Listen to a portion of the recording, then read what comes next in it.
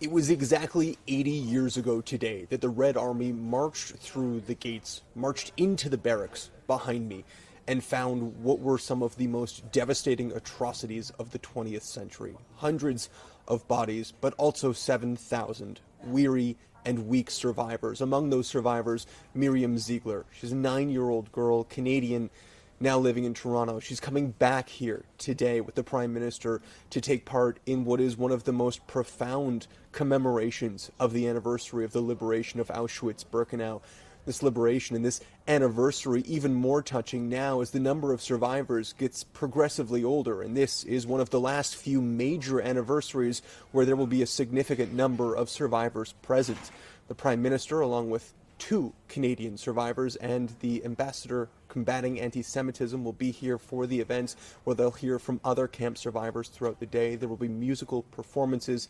He spent the day speaking with the 2 Canadian survivors early this morning before touring House 88. You may remember it from the Oscar-winning film Zone of Interest. It's where the commander of Auschwitz-Birkenau plotted and planned the devastating horrors that happened at this camp.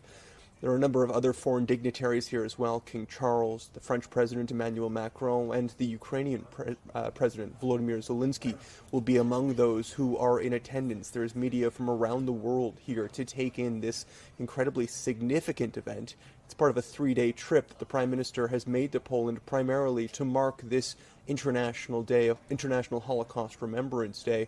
Along with that, he'll also be speaking with international partners and top Polish officials throughout the trip. They'll cover issues like NATO spending, the war in Ukraine, the war in the Middle East, and, of course, global security.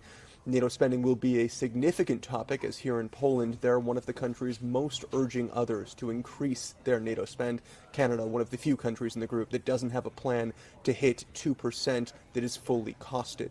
Afterwards, tomorrow, the Prime Minister will be meeting with the Polish Prime Minister, Donald Tusk, on the agenda, potentially nuclear energy. That's something that the PM has said he wants to cover on this trip. We know last month that Export Development Canada issued a letter of intent that could see Canada finance $2 billion towards the construction of Poland's first nuclear power plant. But today, the focus is squarely on the scene behind me and ensuring the phrase "never again" remains true. Colton Praill, CTV News, Auschwitz-Birkenau.